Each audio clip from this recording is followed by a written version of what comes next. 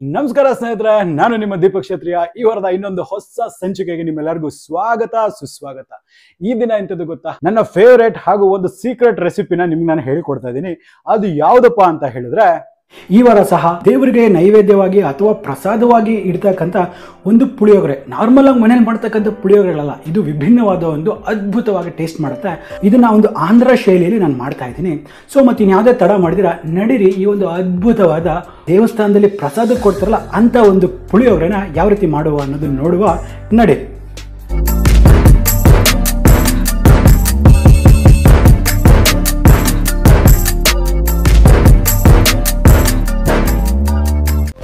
ಒಂದು ದೇವಸ್ಥಾನದ ಪ್ರಸಾದದ ಶೈಲಿಯ ಪುಳಿಯೋಗರೆ ಯಾವ ರೀತಿ ಮಾಡಬೇಕು ಅನ್ನೋದನ್ನು ನೋಡುವ. ನೋಡಿ ಸ್ನೇಹಿತರೆ, ಇಲ್ಲಿ ಒಂದು ಪ್ಯಾನನ್ನು ನಾನು ಬಿಸಿ ಮಾಡಕ್ಕೆ ಇಟ್ಟಿದ್ದೀನಿ. ಈ ಪ್ಯಾನು ಸಹ ಚಂದ ಬಿಸಿ ಆಗಿದೆ. ಇದರಲ್ಲಿ ಈ ಒಂದು 1/4 ಟೀ ಸ್ಪೂನ್ ಅಷ್ಟು ಮೆಂತ್ಯ, ಹಾಗೆ ಒಂದು ಅರ್ಧ ಟೀ ಸ್ಪೂನ್ ಅಷ್ಟು ಸಾಸಿವೆ,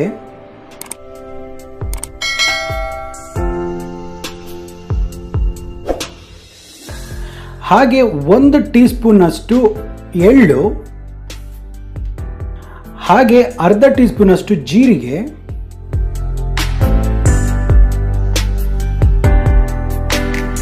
ಮತ್ತೆ ಒಂದು 1/4 ಟೀ ಸ್ಪೂನ್ ಅಷ್ಟು ಕರಿಮೆಣಸು. ಇವೆಲ್ಲನೂ ಚಂದ ಇದನ್ನ ಹುರ್ಕೋಬೇಕಾಗತ್ತೆ.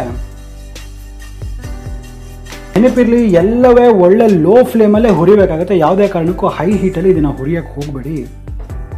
ನೋಡಿ, ಈಗ ಇದರಲ್ಲಿ 1 ಟೇಬಲ್ ಸ್ಪೂನ್ ಅಷ್ಟು ಹೋಲ್ ಧನಿಯಾನ ಹಾಕೊಳ್ತೇನೆ.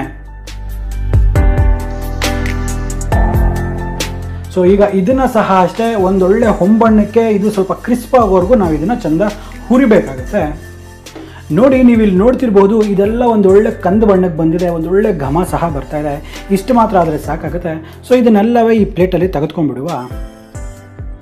ನೋಡಿ, ಇವಾಗ ಈ ಮಿಶ್ರಣ ಕಂಪ್ಲೀಟ್ ಆಗಿ ತಣ್ಣಗಾದ್ಮೇಲೆ ಇದನ್ನ ಒಂದು ಫೈನ್ ಪೌಡರ್ ಆಗಿ ಮಾಡಿಕೊಂಡು ಬರುವ. ನೋಡಿ, ಈಗ ಈ ಒಂದು ಮಸಾಲೆ ಎಲ್ಲ ಚಂದ ಪುಡಿ ಆಗಿದೆ. ನೋಡಿ, ಇಷ್ಟು ಮಾತ್ರ ಪುಡಿ ಆಗಿದ್ರೆ ಸಾಕಾಗುತ್ತೆ. ಸೊ ಈಗ ಇದನ್ನ ಪಕ್ಕಕ್ಕೆ ಇಟ್ಕೊಳ್ಳುವ. ನೋಡಿ, ಇಲ್ಲಿ ಅದೇ ಪ್ಯಾನನ್ನು ನಾನು ಇಟ್ಟಿದ್ದೀನಿ. ಇದರಲ್ಲಿ 1 ನಿಂಬೆ ಹಣ್ಣು ಗಾತ್ರದ ಒಂದು ಹುಣಸೆ ಹಣ್ಣನ್ನ ನಾನು ಚೆನ್ನಾಗಿ ನೆನೆಸ್ಬಿಟ್ಟು ಕಿವುಚಿ ರಸ ಮಾಡ್ತೀನಿ. ಈ ಒಂದು ಹುಣಸೆ ಹಣ್ಣಿನ ರಸನ ಇದರಲ್ಲಿ ಹಾಕೊಳ್ತೇನೆ.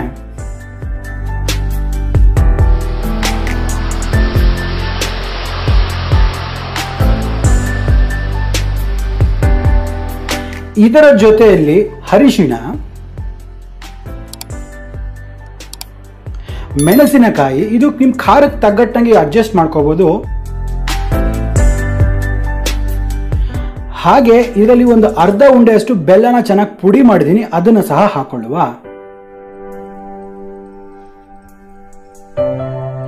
ಹಾಗೆ ಇದರಲ್ಲಿ ರುಚಿಗೆ ತಕ್ಕಷ್ಟು ಉಪ್ಪನ್ನು ಸಹ ಹಾಕೊಳ್ತಾ ಇದ್ದೀನಿ.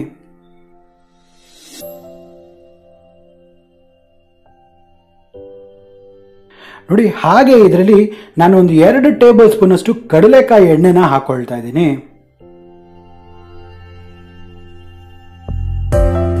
ನೋಡಿ, ಈಗ ಇದನ್ನೆಲ್ಲ ಒಂದಕ್ಕೊಂದು ಚೆನ್ನಾಗಿ ಹೊಂದ್ಕೊಳ್ಳೋ ಹಾಗೆ, ಅದೇ ರೀತಿ ಇದರಲ್ಲಿ ನೀರಿನ ಅಂಶ ಎಲ್ಲ ಹೋಗೋವರೆಗೂ ನಾವು ಇದನ್ನ ಚೆನ್ನಾಗಿ ಹುರಿಬೇಕಾಗತ್ತೆ.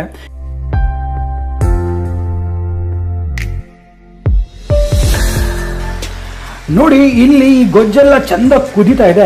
ಸೊ ಈ ಸಂದರ್ಭದಲ್ಲಿ ಈ ಪೌಡರ್ ಏನ್ ಮಾಡ್ಕೊಂಡಿದ್ದೀವಲ್ಲ ಇದನ್ನ ಹಾಕೊಳ್ಳುವ. ಫ್ಲೇಮ್ನ ಲೋ ಮಾಡಿಬಿಟ್ಟು ಇದನ್ನ ಚಂದ ಒಂದ್ಸತಿ ಮಿಕ್ಸ್ ಮಾಡ್ಕೊಳ್ಳೋಣ.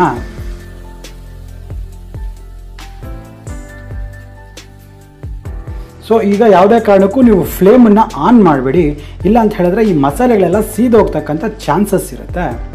ಅದರದ್ದೇ ಒಂದು ರೆಸಿಡ್ಯೂವಲ್ ಹೀಟಲ್ಲಿ ಇದೆಲ್ಲ ಚೆನ್ನಾಗಿ ಬೇಯೋದಕ್ಕೆ ಬಿಡುವ. ನೋಡಿ, ನೀವು ನೋಡ್ತಿರ್ಬೋದು, ಈ ಒಂದು ಪುಳಿಯೋಗರೆಗೆ ಬೇಕಾಗಿರ್ತಕ್ಕಂಥ ಗೊಜ್ಜು ಅನ್ನೋದು ರೆಡಿ ಆಗಿದೆ.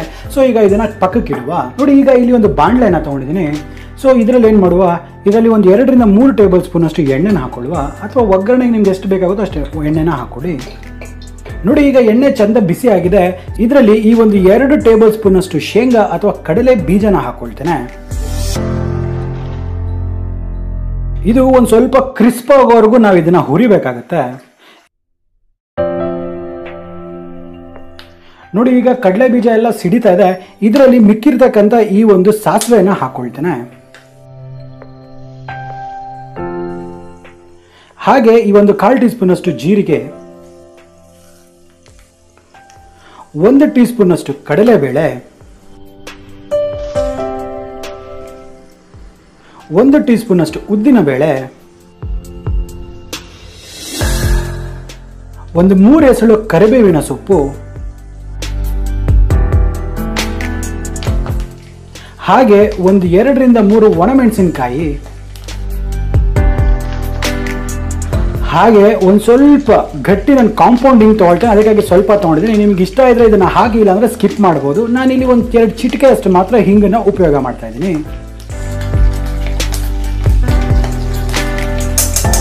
ಸೊ ಈಗ ಇದನ್ನೆಲ್ಲ ಚೆನ್ನಾಗಿ ಹುರಿಬೇಕಾಗುತ್ತೆ.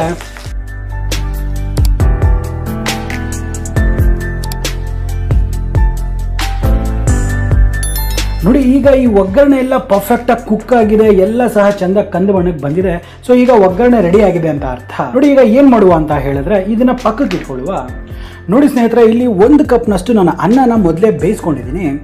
ನೋಡಿ ಈ ಅನ್ನ ಏನಿದೆ ಇದು ಚಂದವಾಗಿ ಬಿಡಿ ಬಿಡಿಯಾಗಿ ಈ ರೀತಿ ಆಗಿರಬೇಕು. ಸೊ ಇದನ್ನು ನಾನು ಕುಕ್ಕರಲ್ಲಿ ಕುಕ್ ಮಾಡಿಬಿಟ್ಟು ಇದನ್ನು ಈ ಥರ ಒಂದು ಪಾತ್ರೆಯಲ್ಲಿ ಹಾಕಿ 10 ನಿಮಿಷಗಳ ಕಾಲ ಇದು ತಣ್ಣಗಾಗೋದಕ್ಕೆ ಬಿಟ್ಟಿದ್ದೀನಿ. ಆಗ್ತಾನೆ ಇದು ಇಷ್ಟು ಚೆನ್ನಾಗಾಗೋದಕ್ಕೆ ಸಾಧ್ಯ ಆಗುತ್ತೆ.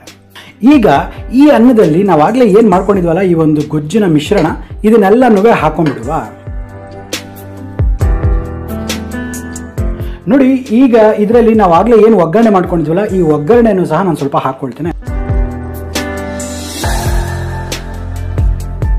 ಈಗ ಇದನ್ನೆಲ್ಲವೇ ಈ ಅನ್ನದ ಜೊತೆ ಚಂದವಾಗಿ ಇದನ್ನ ಮಿಕ್ಸ್ ಮಾಡುವ.